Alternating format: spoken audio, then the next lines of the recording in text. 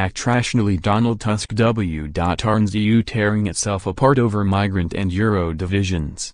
The President of the European Council said the Brussels Club can only overcome major obstacles, like Brexit and the signing off of the European Defence Force, with unity.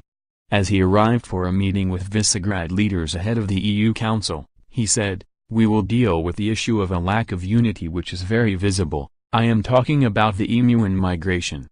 When it comes to EMU, the divide is between North and South. When it comes to migration, it is between East and West. These divisions are compounded by emotions that makes it hard to find even common language and rational argument for this debate. EU someone live. This is why we should work on our unity than ever before." A long-awaited package of reforms to help European Union members join the single currency Eurozone was finally unveiled as the Europe's Economic and Monetary Union, EMU, this week. It comes after the EU descended into bitter infighting after Migration Commissioner Dimitris Avramopoulos launched an attack on Mr. Tusk's plans to relocate refugees as anti-European.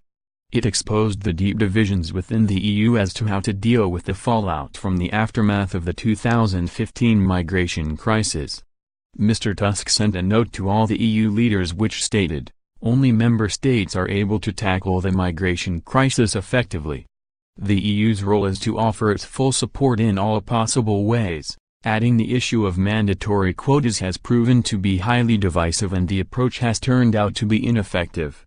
Several countries reacted angrily to the comments and his implication that the primary responsibility for the refugees should fall on the frontline countries such as Italy, Spain and Greece. Later in the day, Mr. Tusk was forced into a humiliating climb down later in the day due to the pressure and issued a revised note which called for the EU institutions to work together with individual countries over migration issues. Mr. Tusk wrote, "The EU can only tackle illegal migration effectively with the full involvement of member states and by the coordinated use of EU and member states' means and instruments. No member state can deal with this common challenge on its own, but decisive action by lead member states, backed by the EU and assistance from other member states, has proven to be effective." However, the new paper still declared the mandatory relocation system a failure,